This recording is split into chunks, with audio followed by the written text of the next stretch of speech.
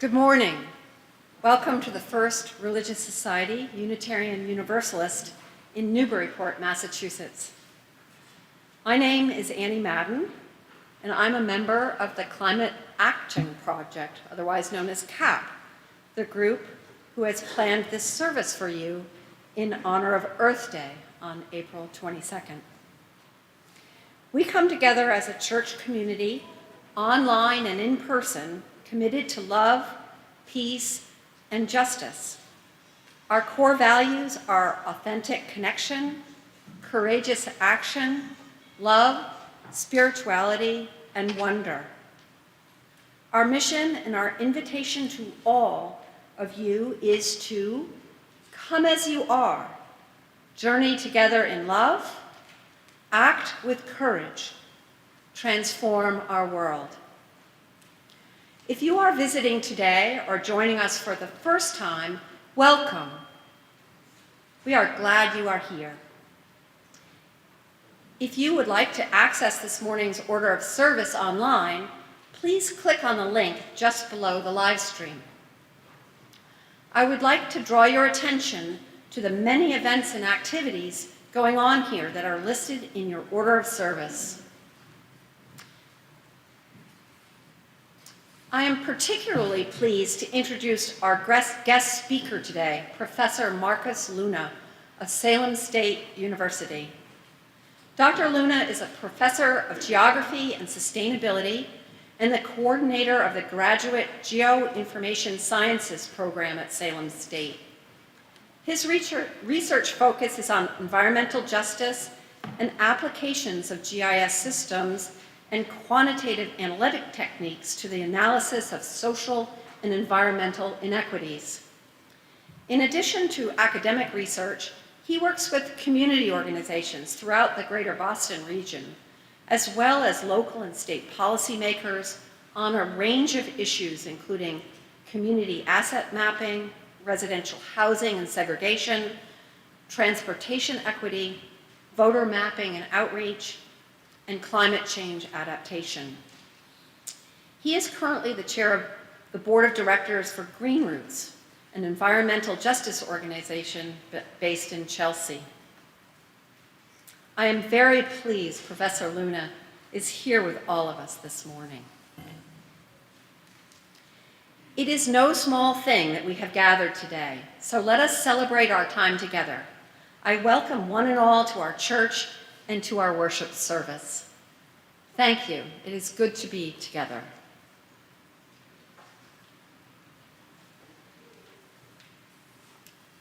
My name is Art Henshaw. The reading today is Let Them Not Say by Jane Hirshfield. Krista Tippett introduces Jane Hirshfield this way. The esteemed writer Jane Hirshfield has been a Zen monk and a visiting artist among neuroscientists. She has said this: "It is my nature to question, to look at the opposite side. It tells us that where there is sorrow, there will be joy. Where there is joy, there will be sorrow.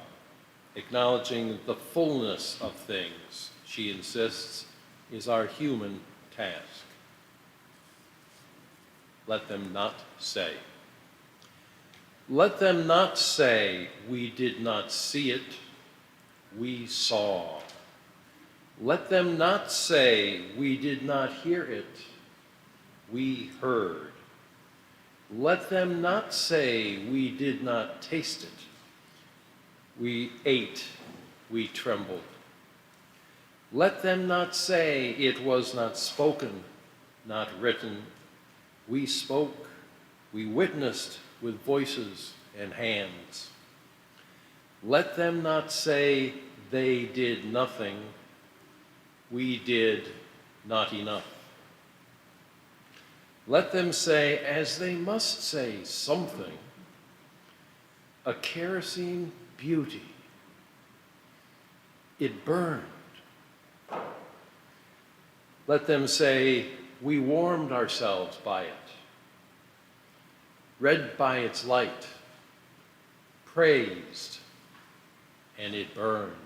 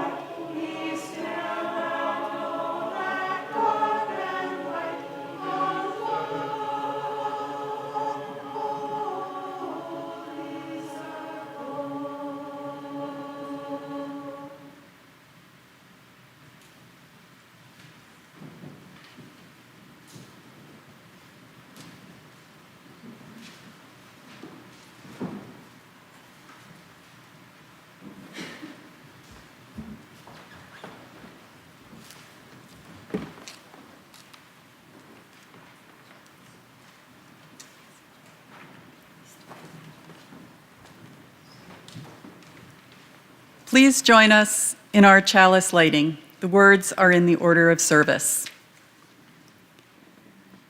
We gather this hour as people of faith with joys and sorrows, gifts and needs.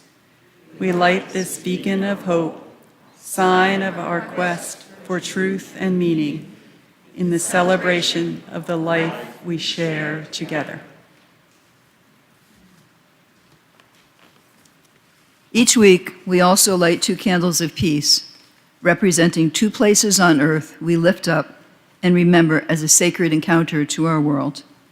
There are untold numbers of places on earth that need peace. These 2 we especially hold close in this service and through the week ahead. After each candle is lit, we will speak the words for peace in English, Dari, and Hebrew. Peace, Sul, Shalom. The first candle of peace we light for the many human and environmental horrors befalling Ukraine. There's widespread thought now that what Mr. Putin really wants, rather than all of Ukraine, is the eastern portion that contains amazing natural resources, including the 2nd largest known natural gas reserves in Europe. Crimea, already annexed by Russia, has huge offshore energy fields, while the Luhansk and Donetsk regions, now under threat, hold enormous shale gas fields, as well as anthracite coal, oil, titanium, nickel, mercury, and graphite. Taking these areas could make Russia energy independent and to a large extent sanction-proof for the foreseeable future. It will do that by escalating its use of fossil fuels, just at the time the world should be moving to renewable energy sources.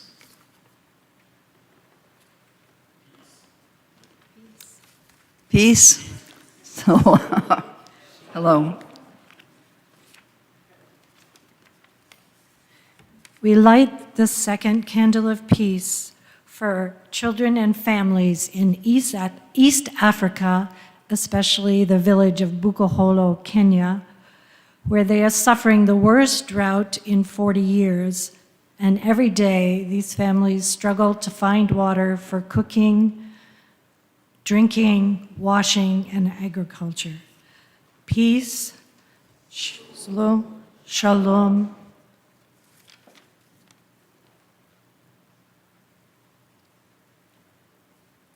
Please rise in body or in spirit as we join together in our first hymn, number 175. We celebrate the web of life. You can find the words and music in the hymn document linked below the live stream.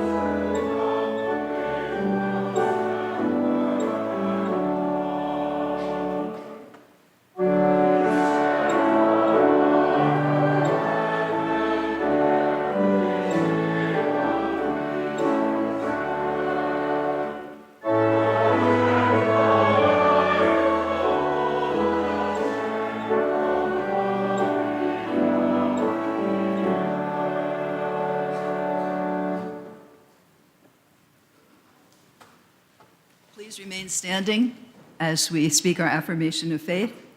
The words are in your order of service. Love is the doctrine of this church. The quest of truth is its sacrament, and service is its prayer. To dwell together in peace, to seek knowledge and freedom, to serve humankind in fellowship, to the end that all souls shall grow into harmony with the divine. Thus do we covenant with each other and with God. And we will sing together the doxology.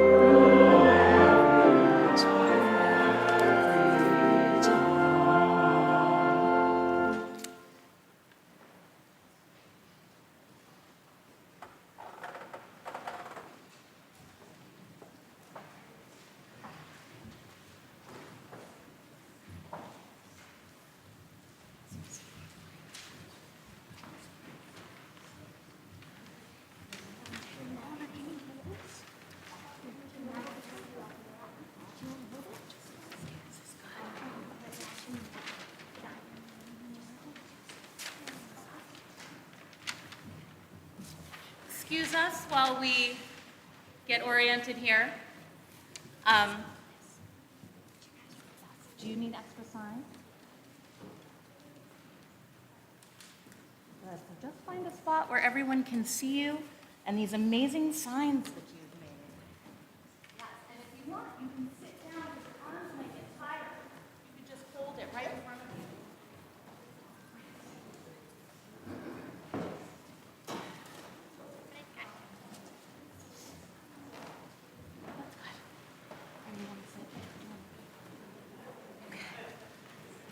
Thanks, everyone. So Young Church is doing Time for All Ages today. I would like to first share with you a very exciting event that we have coming up, sponsored by FRS. Some of you may know, but back in December, Lance Heidi, a friend and a member of the FRS Climate Action Group, reached out to me to talk about ideas for ways that we might create intergenerational connection around the issue of climate change. He was deeply moved by Greta Thunberg's student movement, Fridays for Future, and the protest speech that she gave during the UN Climate Change Conference last November. My spidey senses tingled, recognizing an opportunity to channel my own climate anxiety into action. And I very quickly said, yes, let's have a climate justice rally in downtown Newburyport on Earth Day. And so it began. We have been working together on this event ever since, along with CAP members and a growing number of community partners and local organizations, educators, artists, scientists, activists, and Indigenous leaders to create a meaningful community event for all ages. On Earth Day, April 22nd, we invite you and the community to gather at 1 o'clock with climate justice signs on Market Square. At 1:30, we'll be led by giant Theater in the Open puppets in a small procession across the street to the waterfront park. After some drumming and puppet pageantry, there'll be music and activities starting at 2.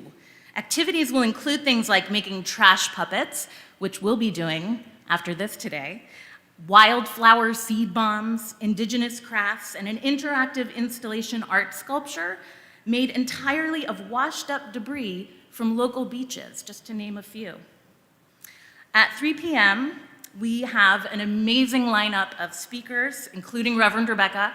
There's more information on our website. And this will be followed by music with Mamadou Diop and his band. We hope this day will help to foster deeper engagement with the climate challenges that we all face. We hope it will connect people with local environmental groups, as well as provide calls to action. And we hope you can join us. We've also been talking about climate change in Young Church, and last week we made these signs for the rally. Our children wanted to share them with you today, and a few of our students wrote poems and prose that they'd also like to share, and they have a lot to say. So I would like to welcome Maggie Himmel.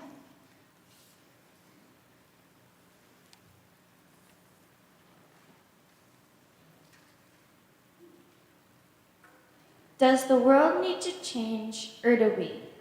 Here's my take on the matter. The world is ever spinning. Humanity is always growing. The earth is always changing. We did not choose when or where to be born. We were all of a sudden just here. Some of us have lived through the world progressing and new inventions, but for some like me, we were born into an already pretty much established world. As I walk one day, I can't help to notice all the wrappers, trash, and plastic on the ground. Later that day, I described my experience as staring into the vibrant blue sky and dungeon dark gray smoke destroying it. At that moment, it hits me. Are we all the problem of this? Yeah, it's not to say that humans should disappear, but to say that we need to take action. I'm not the first one to jump on this matter either. Scientists and everyday people have created hybrid and electric cars to cut down the amount of gas emissions going into our atmosphere. More people have put their old compost into piles to enrich the world instead of destroying it. If you help to do these simple things, just remember, if you start today, the world will be a little bit better tomorrow. Thank you. Thanks, Maggie. And next up, Esme Speck is going to share a poem.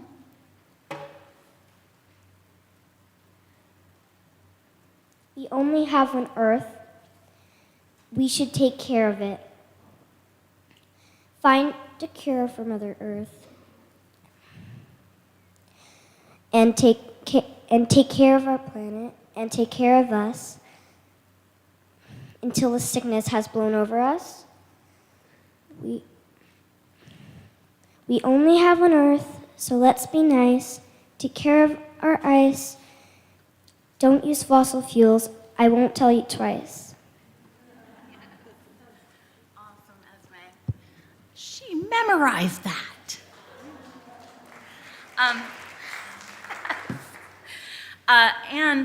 Fee Himmel also has written some prose. Fee has asked for me to share that.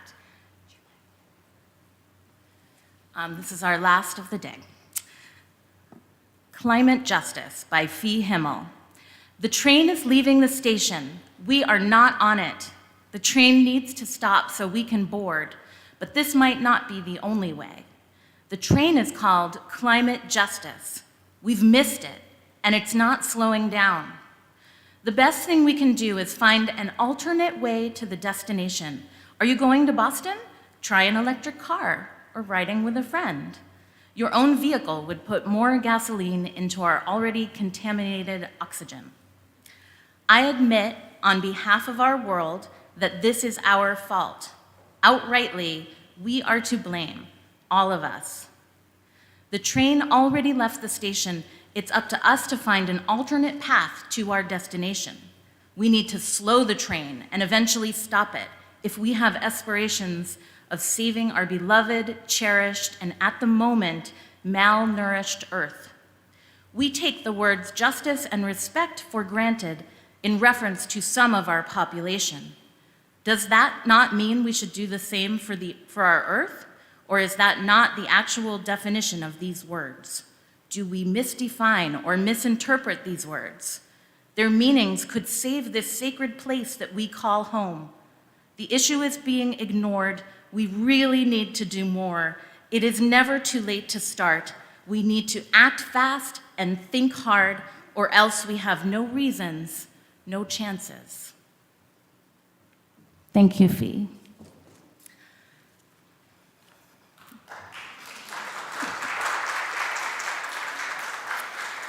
Thank you so much. We invite you now to sing the children out to Young Church, where we will be making trash puppets.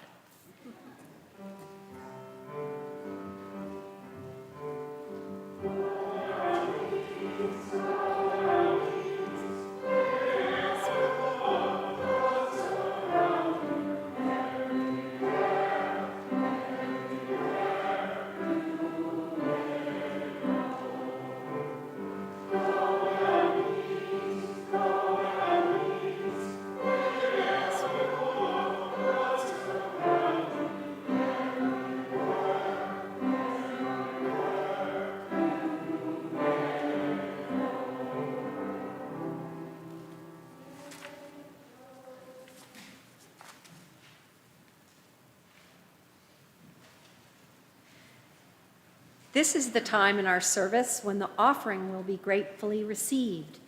The generosity of our community is an essential ministry that supports the work of the church, both in Newburyport and beyond.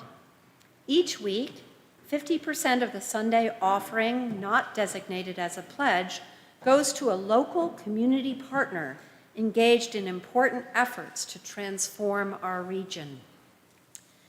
This month's shared collection will support Merrimack Valley Black and Brown Voices.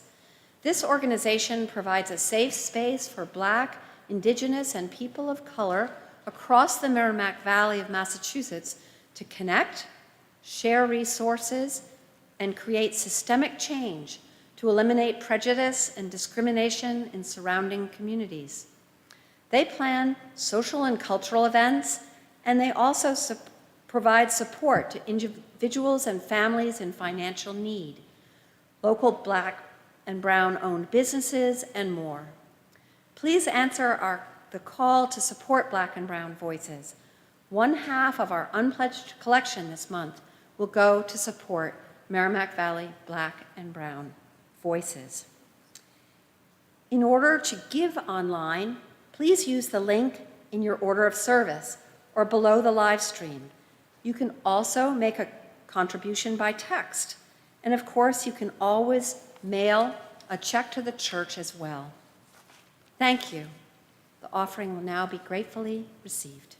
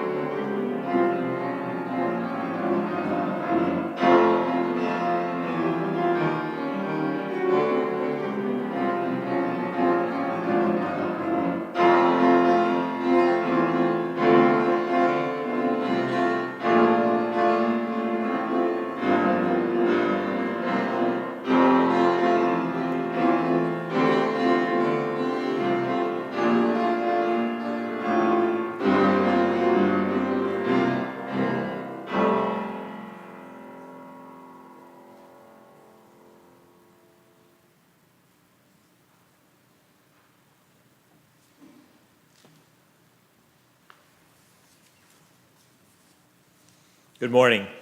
My name is Doug Latham.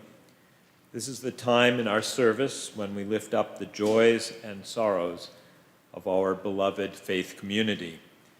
Barbara Garnis, our Pastoral Care Associate, will light candles as I read the cares and sorrows and joys of today. If you would like to share a joy or a sorrow to be read in the service, you can always send an email to betweenus@frsuu.org or write in the book at the back of the sanctuary. This morning, we didn't have any specific joys or sorrows brought to our attention.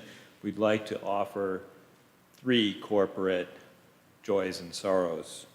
One is for our earth, for all of the folks who are suffering from climate change that is impacting us in so many ways.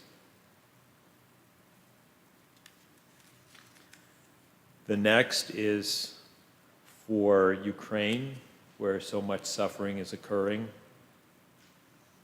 We pray and hope for peace, to an end to that suffering. And finally, we light one final candle for all the sorrows and all the joys that, although unnamed, are just as important and held in our hearts. And next, I will read the Pastoral Prayer. I have to say that our young people kind of preempted me in a way that I can't begin to do justice, but I'll offer you my words. Let us now be in a moment of reflection and prayer. We human beings are creatures that live lives we experience as stories. The joys and sorrows we have expressed are representative of highs and lows, of milestones and wayposts. But much of our story seems more mundane. Our day-to-day pleasures and pains, some great, many minor. Our natural inclination is to live in the present, to live for what creature comforts we can enjoy, settled in the habits that we have formed. We as individuals, as families, as communities, as nations, use stories to shape our understanding of this life we live. In our hearts, if we are self-aware enough, we may know when our stories become rationalization or justification. Too often, we tell stories that are reality reflected in funhouse mirrors, or even completely separate from reality. Today, as we recognize Earth Day, it is a fitting moment to examine how the narrative of our life can be changed to bring us into fuller truth and harmony, not only with respect to our human relationships, but our relationship to all life and to our earth. Let us divest our egos of their prideful place as our narrators and strive to make our stories into true love stories for all time, beyond the tangible now, beyond our comfort, beyond our pride, beyond our desires, beyond ourselves, beyond our children, beyond our grandchildren, beyond to every descendant of every living thing and the future earth itself. Amen, and blessed be.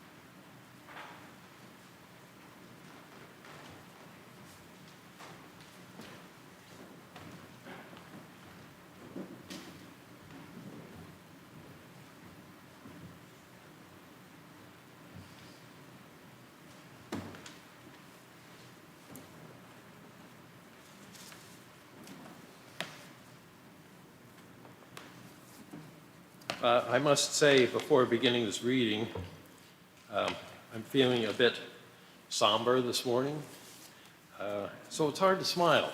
I'd like to introduce a bit of a smile before I begin the reading.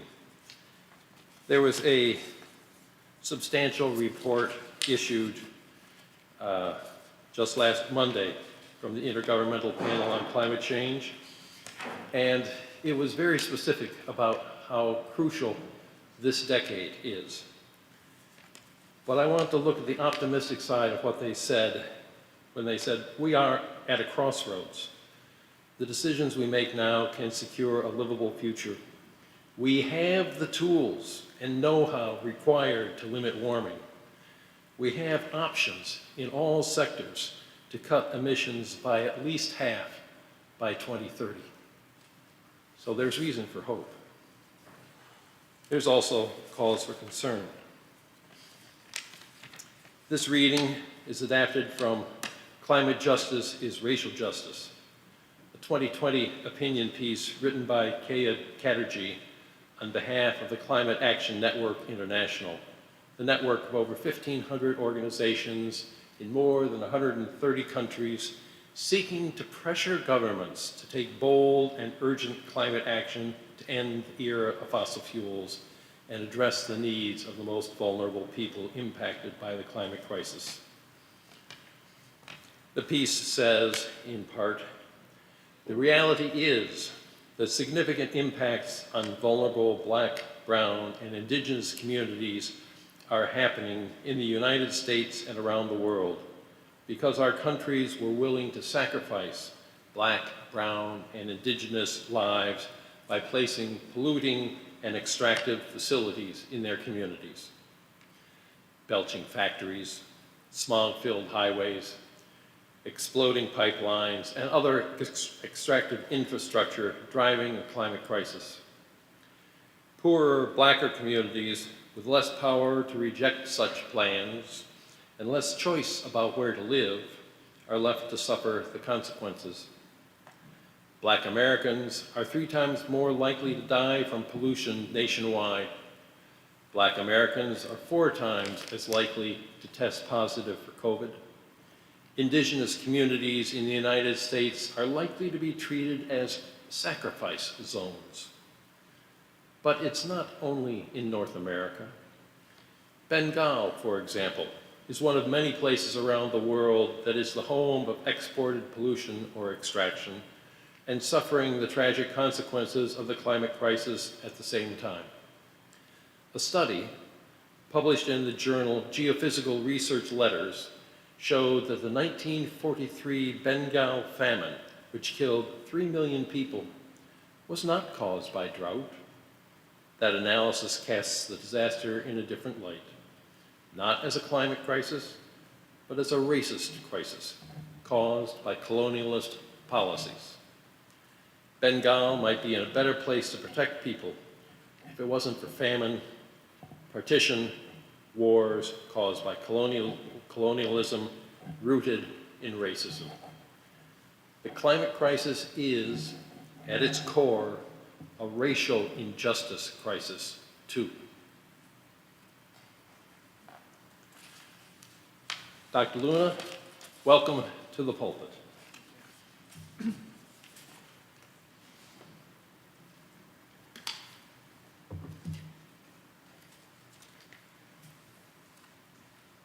Good morning. When I ask my college students who will be most affected by climate change, they inevitably list future generations first, followed by lower-income people in other states. And eventually, they'll arrive at themselves, always last. I've been doing this exercise for the better part of a decade, and it's remarkable to me that this ordering of risk is unchanged, despite the fact that this particular generation is uniquely aware of the challenges of climate change. My students still have a hard time imagining themselves as victims or even just participants in this unfolding narrative of climate change. In class, my students and I will look at graphs of local temperature change over time, comparing how much warmer this year or this last decade is compared to the 20th century average. Of course, I must remind myself that most of them were not alive in the 20th century. At this point, most of them were born in the 21st century. In any case, I show them how anyone born after 1967 has never seen a year colder than about 1 degree Fahrenheit below the 20th century average. This sounds kind of wonky, but my point is that people younger than 55 have grown up in a climate that was already significantly different from that of their parents or their grandparents. So in other words, your grandparents weren't lying when they said their winters were colder and harsher. And for my students, I point out anyone born after 2003 has never seen a year more than half a degree cooler than the 20th century average. They have grown up in a different climate than their parents. And their children will grow up in still more different climates. And the difference will increase over time, to the point that it might be hard to even imagine what a New England climate was like in the 20th century. The point of this is to help situate themselves within this unfolding climate change narrative. But before I can even get to that, I need to start by dispelling some myths. One, climate change is not a future risk. It's already happening, has happened. We live in a different climate than that of our parents, and certainly our grandparents. Two, no place on Earth is not changing, and certainly not New England. Indeed, New England's climate has been changing much faster than the rest of the world. Our region is already 1.5 to 2 degrees Celsius, or 2.7 to 3.6 degrees Fahrenheit, warmer than it was in the early 20th century. Maybe it doesn't seem that much hotter. And that's probably because most of this change has come through a reduction in the cold days, a warming of winter. My colleague at Salem State, Dr. Stephen Young, published a research paper in December, which got quite a bit of press, because it concluded that not only is it our winters that are warming most rapidly, but the contrast between New England's seasons are actually diminishing. And three, what I really want to emphasize is that climate change is not an environmental issue. Climate change is a social and political and economic and moral issue. The impacts of climate change are massive and growing. The world now regularly experiences billion-dollar disasters that are climate-related, and these disasters are becoming more frequent. Up through the 1980s, billion-dollar disasters happened on average once every 3 months globally. Over the past 5 years, they now occur about every 2 weeks. These disasters are not just happening in other parts of the world, they're happening here in the US. Some parts of the country are already literally ceding ground to the inevitable. A buyout of damaged and at-risk homes has already occurred in New York City's Staten Island in the wake of Hurricane Sandy. New Jersey has a program to buy up lands that have repeatedly flooded or are expected to be lost to sea level rise flooding. We are all experiencing and exposed to climate change, but we are not all equally exposed or equally vulnerable to climate change. The impacts are falling first and hardest on people and communities that are already vulnerable and often already struggling under pre-existing burdens of poverty and racism and oppression. For Americans, I think the first wake-up call of what climatic disaster could look like at home was Hurricane Katrina. As you might remember, in 2005, a Category 4 hurricane hit New Orleans dead on, submerging the city, killing about 1,400 people, and displacing millions. Our images of that event are mostly of African American residents stranded on rooftops and highway overpasses just barely above the waterline, of people desperate and stranded at an Astrodome filling with fetid water and waiting for disaster assistance that arrived too slowly if it ever did. It wasn't just a natural disaster. It was a spectacular social disaster, climate change intersecting with deep social inequality.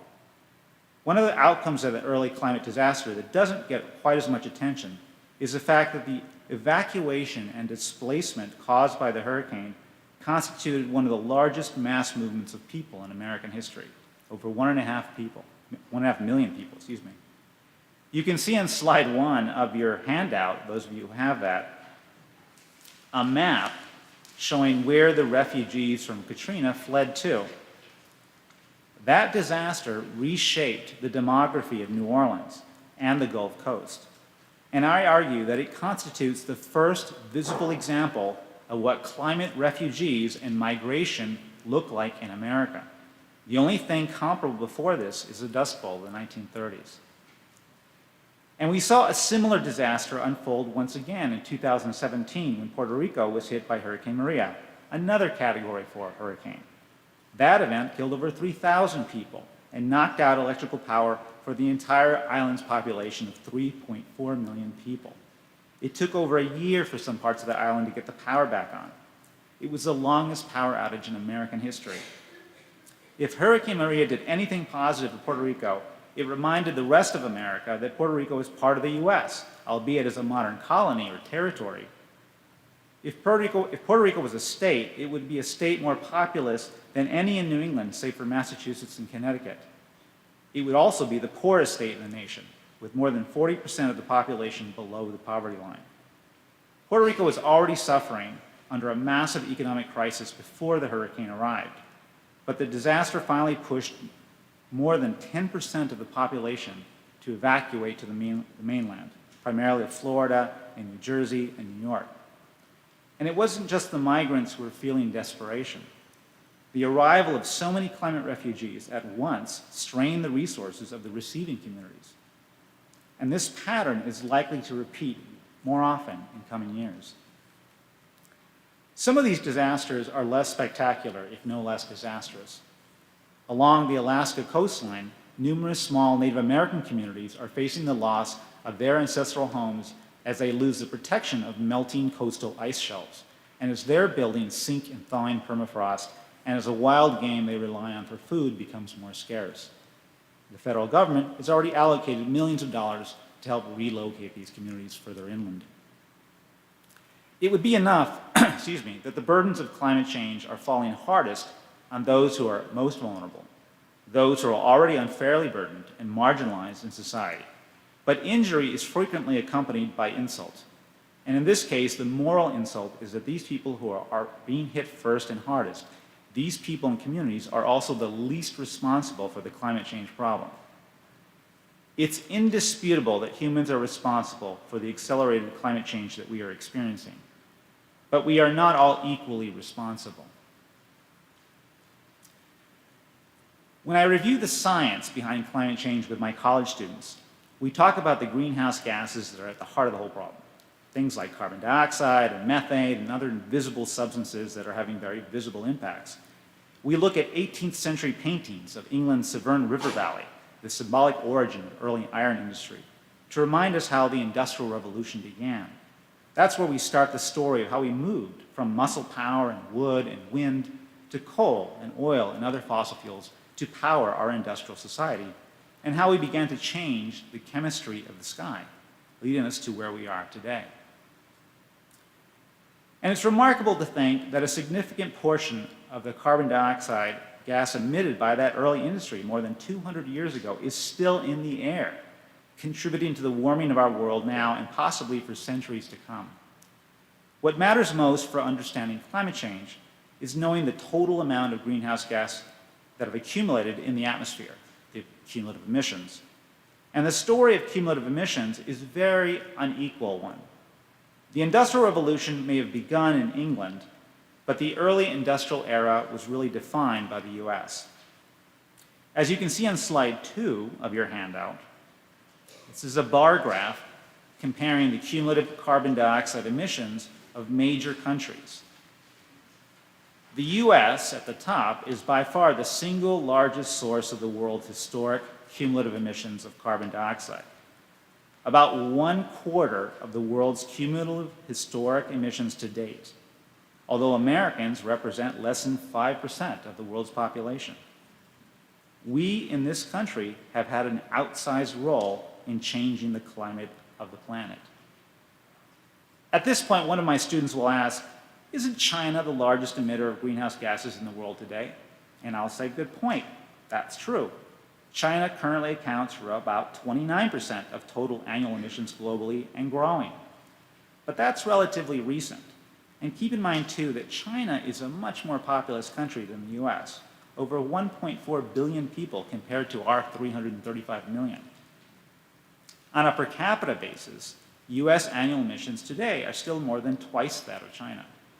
If we compare ourselves to a less wealthy country like India, the average American emits 8.5 times the carbon dioxide of the average South Asian Indian.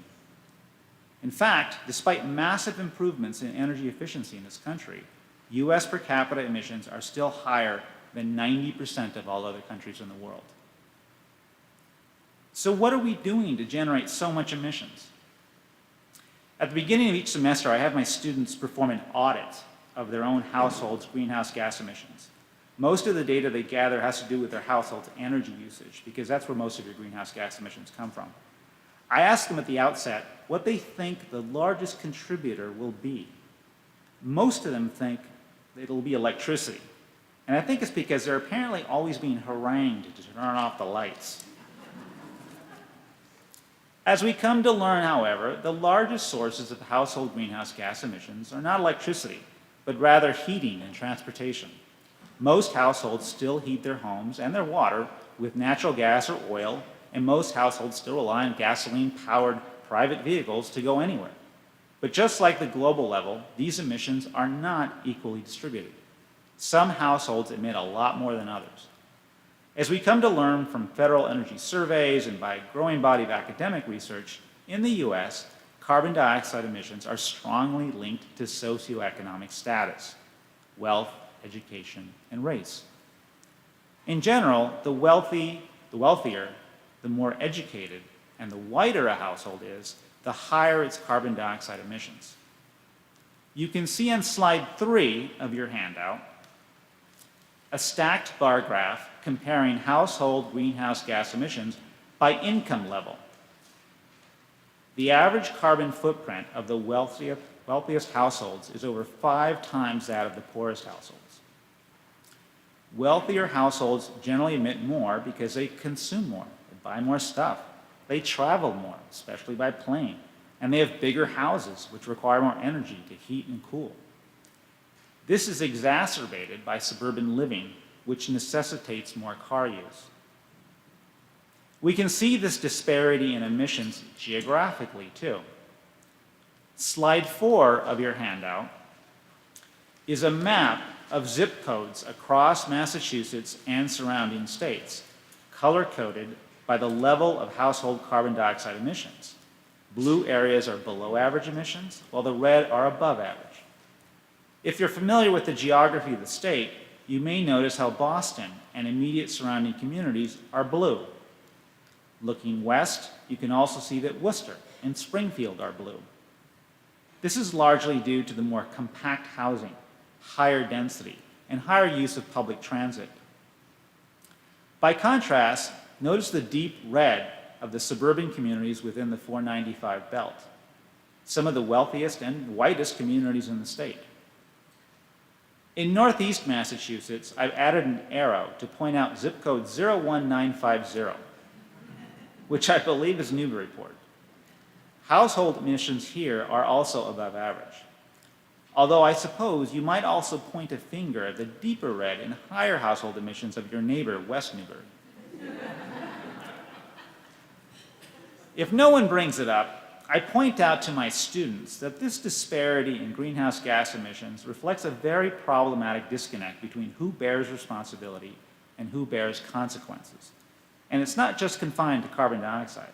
Most of the main sources of climate-changing gases are also sources of conventional sources of pollution that directly affect people's health and quality of life. Particulate matter, noxious and smog-forming gases. Although most households in the state rely on fossil fuels to heat their homes and power their cars, the burdens of these substances are not equally distributed.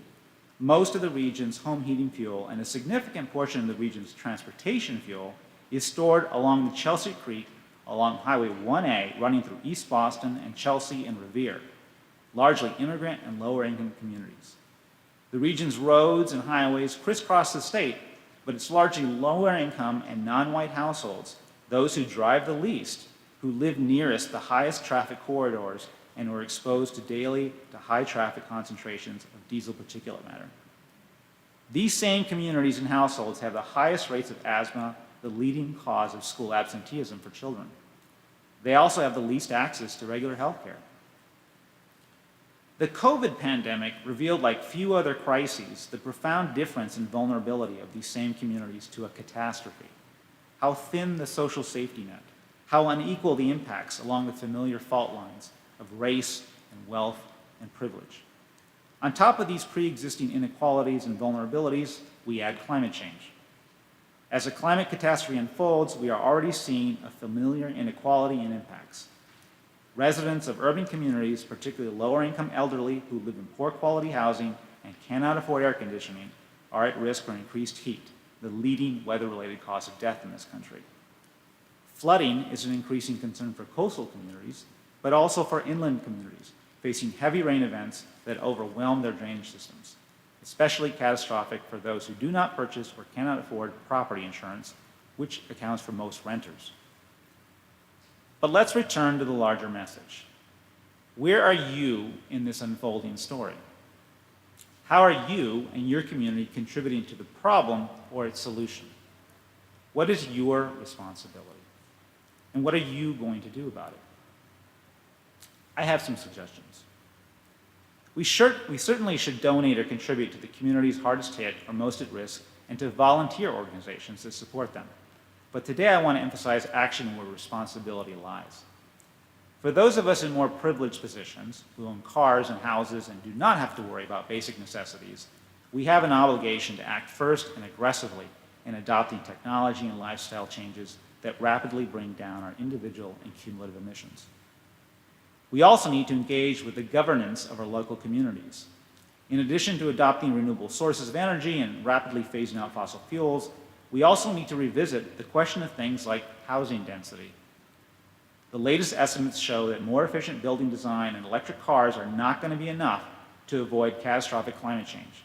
We need to reduce the footprint of housing, but we also need to make housing more affordable. All of those red areas on the map that I showed you last need to have higher housing density, and they need to have more affordable housing. And I realize this is a very touchy subject for communities that want to preserve a certain character, but there's no getting around this elephant in the room. You're going to have to sort out your priorities on that.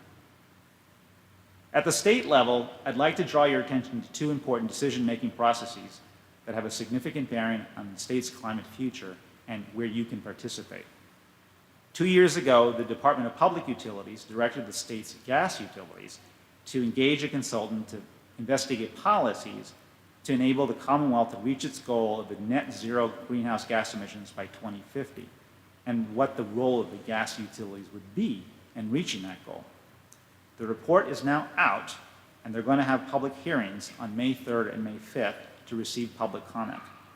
The report may very well decide whether we still are using methane or other greenhouse gas producing gases for decades to come. The reality is that there can be no future with methane or natural gas or any other fossil fuel for that matter. But unless the DPU hears that message loud and clear from the public, I fear that the gas utilities will be allowed to write their own check for the foreseeable future. 2, just this week, state senators unveiled a proposed new legislation, Senate Bill 2819, an act driving climate policy forward, which is aimed at pushing the state further toward reaching carbon neutrality by 2050, primarily by subsidizing the electrification of cars and buses in the state. This is not bad, but I submit to you that it is not a very equitable use of public funding because it essentially subsidizes car-owning households and does nothing for transit or other forms of transportation. I encourage you to inform yourself and contact your state rep. And finally, at the federal level, all I can say is that elections matter. We certainly aren't able to vote on specific policies that come before Congress, but our elected representatives need to hear from us regularly, and we need to monitor how they're voting. A class or a lesson on climate change has to cover a lot of bad news, as well as a lot of grim projections of the future. And I know that it can be very depressing, or it could be depressing. What's interesting is that at the end of the semester, my students don't seem dispirited. And maybe it's because they're young and they're optimistic, but I don't think they're that naive either. They see what's coming. They see what's happened. and they find it abhorrent and unacceptable. And they tell me this. But what they ask at the end is, why are people still sitting around talking about this? Where do we start? And I think this is a very useful stance to take, that this is wrong and unacceptable, and we have a lot of work to do. So let's get to it. Thank you.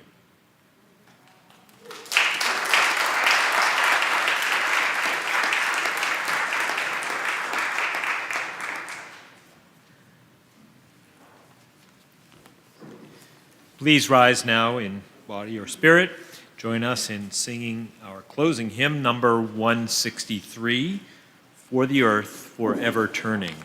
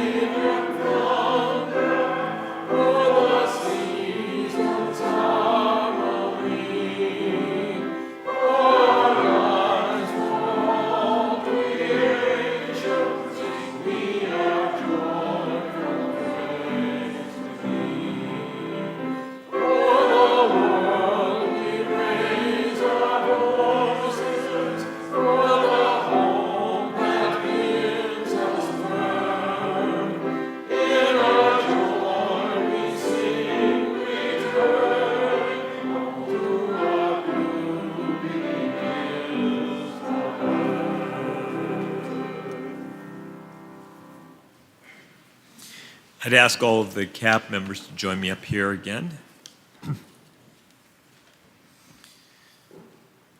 And we will be saying our unison benediction as Lance Heidi extinguishes the chalice.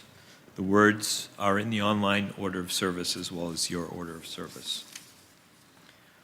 May the love which overcomes all differences, which heals all wounds, which puts to flight all fears, which reconciles all who are separated, be in us and among us, now and always. Our blessing this morning is a poem by Robert Frost, A Prayer in Spring. Oh, give us pleasure in the flowers today, and give us not to think so far away as the uncertain harvest. Keep us here, all simple in the springing of the year. Oh, give us pleasure in the orchard white, like nothing else by day, like ghosts by night. And make us happy in the happy bees, the swarm dilating around the perfect trees. And make us happy in the darting bird that suddenly above the bees is heard, the meteor that thrusts in with needle bill, and off a blossom in midair stands still.